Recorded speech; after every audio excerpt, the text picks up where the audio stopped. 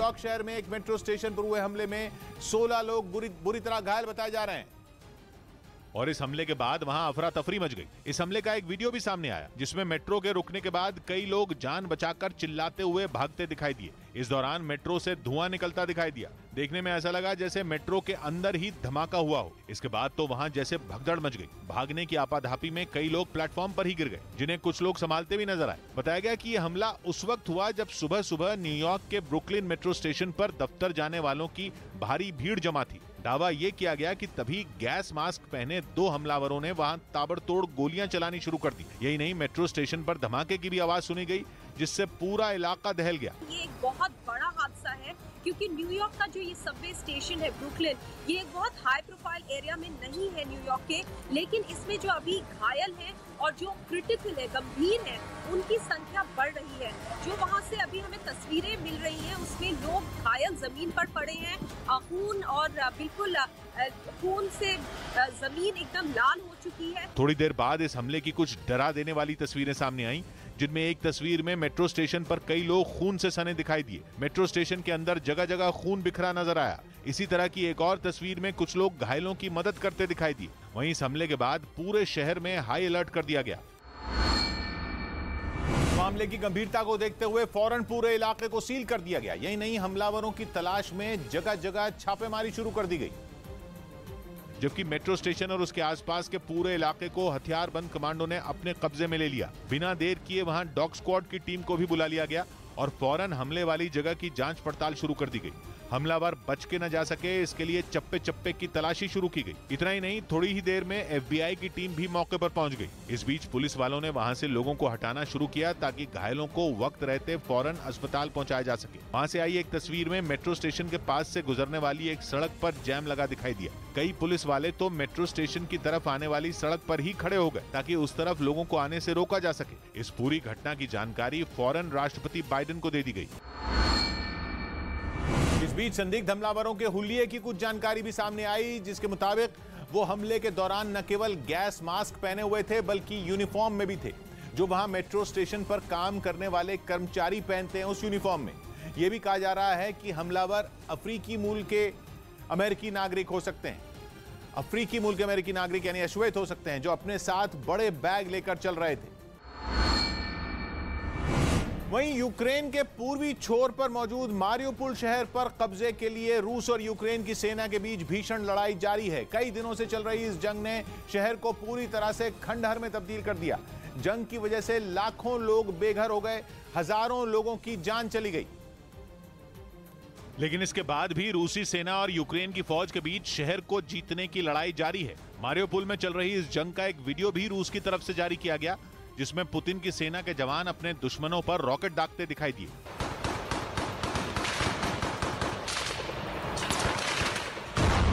इससे पहले कुछ रूसी सैनिक एक इमारत की ओट लेकर यूक्रेन के सैनिकों पर ताबड़तोड़ गोलियां चलाते नजर आए। इस दौरान वहां रॉकेट लॉन्चर के साथ उनका एक साथी भी खड़ा दिखाई दिया। और शहर के बाकी हिस्सों को जीतने के लिए उसके सैनिक लगातार यूक्रेन की सेना पर पूरी ताकत के साथ हमला कर रहे हैं। सिर्फ मारियोपोल ही नहीं बल्कि खार्किव में भी रूस ने यूक्रेन की सेना पर जोरदार प्रहार किया, जिसका एक वीडियो भी उनकी तरफ से जारी किया गया, जिसमें रूसी सैनिक यूक्रेन की सेना पर तोप से गोले दागते नजर आए। इससे पहले रूस का एक सैनिक तोप में गोला डालता दिखा। इस दौरान वहां कुछ और सैनिक भी दिखे जो उस तोप से थोड़ी दूरी पर बैठे थे। इसके बाद एक सैनिक का इशारा मिलते ही तोप से हमला कर दिया गया। यही नहीं, वीडियो के दूसरे हिस्से में रूसी सेना के कई टैंक दनादन गोले बरसाते हुए तेजी से आगे बढ़ते दिखे। टैंकों के साथ साथ रूसी सैनिक भी दुश्मनों पर गोलियों की बौछार करते हुए आगे बढ़ते रहे।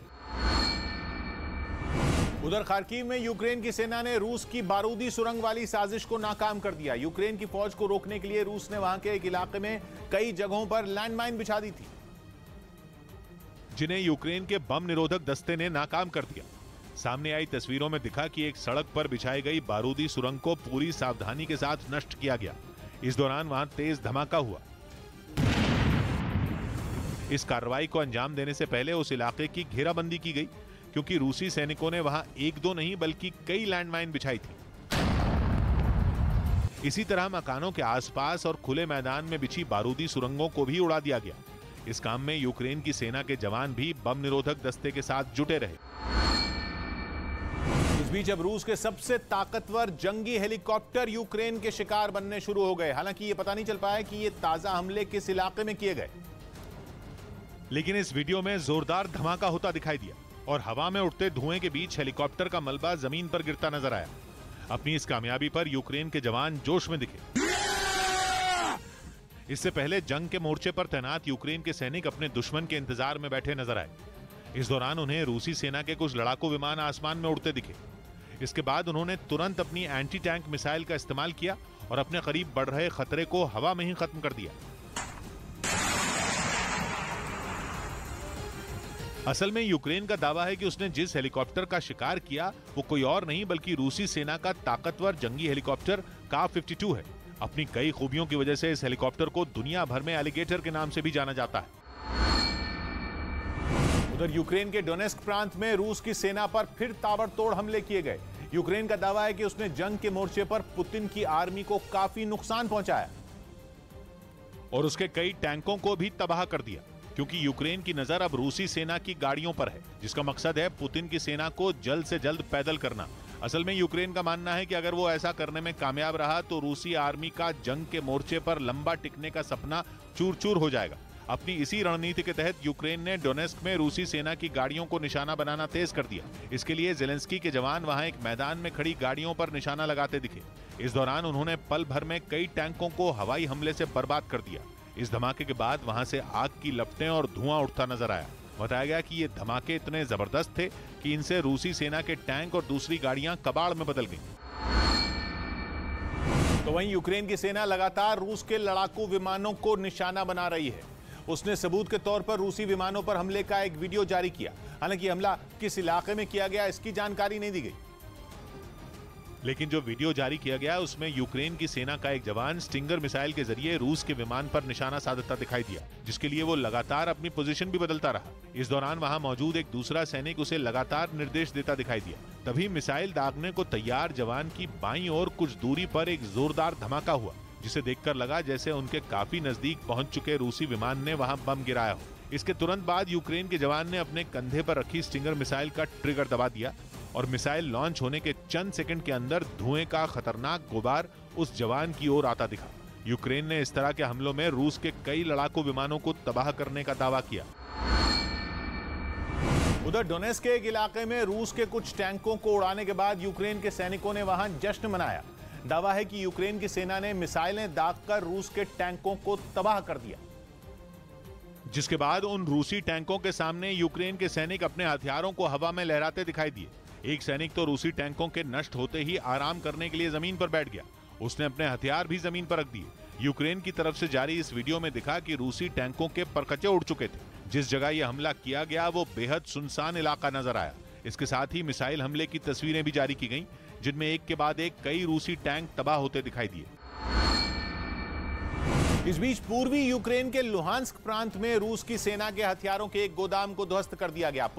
यूक्रेन की सेना ने दावा किया कि उनकी भारी बमबारी से रूसी सेना को बड़ा झटका लगा और सबूत के तौर पर यूक्रेन की सेना की तरफ से इसका एक वीडियो भी जारी किया गया। यूक्रेन ने लुहांस्क के एक इलाके में बने रूसी सेना के हथियारों के गोदाम पर यह हमला रात के वक्त किया। रात के अंधेरे में यूक्रेन की तरफ से दागे गए रॉकेट एक के बाद एक रूस के हथियारों के गोदाम के पास आकर गिरते नजर आए। जैसे ही रॉकेट जमीन से टकराते वहां तेज धमाके के साथ रोशनी हो जाती। इसी तरह कुछ ही सेकंड में 10 से भी ज्यादा रॉकेट वहां आकर गिरे, जिनमें एक रॉकेट सही निशाने पर लगा और वहां अचानक काफी तेज रोशनी निकली। बताया गया कि यही रूसी सेना के हथियारों का गोदाम था, जहां रॉकेट के टकराने के बाद आग लग गई और फिर वहां एक के बाद एक कई धमाके हुए। वहीं रूस के खिलाफ जंग में यूक्रेन की सेना को उसके ड्रोन हमलों से निपटने के लिए नया हथियार मिल गया, जिसके बाद रूसी सेना की टेंशन बढ़ सकती है, क्योंकि यूक्रेन को यूरोप के देश लिथुआनिया से जो EDM-4S एंटी ड्रोन किट मिली है वो हवा में उड़ान भर रहे किसी भी ड्रोन को गिराने की काबिलियत रखती है। और जंग के मैदान में तैनात जवानों को जैसे ही कंट्रोल रूम से किसी इलाके में ड्रोन के घुसने की जानकारी मिलती है, वो तुरंत हरकत में आ जाते हैं और फिर उन्हें अपनी ओर आ रही मुसीबत से निपटने के लिए निशाना साधकर सिर्फ एक ट्रिगर दबाना होता है। जिसके बाद इस किट से निकली बेहद ताकतवर इलेक्ट्रोमैग्नेटिक पल्स ड्रोन को मिल रहे सिग्नल को चंद सेकंड के अंदर जैम कर देती है और ड्रोन बेकाबू होकर जमीन पर गिर जाता है। दुश्मन ड्रोन के लिए किलर के नाम की पहचान पा चुकी ये किट 1 मिनट में हमले के लिए तैयार हो जाती है। ट्रिगर दबाते ही इससे निकले सिग्नल दुश्मन ड्रोन के हमले को नाकाम कर देते हैं। यूक्रेन के सेना प्रमुख ने इस खास हथियार के साथ एक तस्वीर भी सोशल मीडिया पर साझा की, जिसमें वो और सेना का एक दूसरा अफसर इसे अपने हाथों में पकड़े दिखाई दिए, जिसे खास तौर पर ड्रोन से मुकाबला करने के लिए तैयार किया गया है। इस एंटी ड्रोन किट को इस्तेमाल करना भी बेहद आसान है, क्योंकि दुश्मन के ड्रोन पर निशाना साध कर राइफल की तरह दिखने वाली इस किट का सिर्फ ट्रिगर दबाना होता है, जिसके बाद यह करीब 5 किलोमीटर के दायरे में उड़ रहे किसी भी ड्रोन को गिरा सकती है। करीब 1 मीटर लंबाई वाली इस किट को कंधे पर टिकाकर इस्तेमाल किया जाता है। यही नहीं, सिर्फ 5.5 किलो वजन होने की वजह से इसे आसानी से कहीं भी ले जा सकते हैं और बैटरी की मदद से ये एक बार में बिना रुके करीब आधे घंटे तक काम करती है।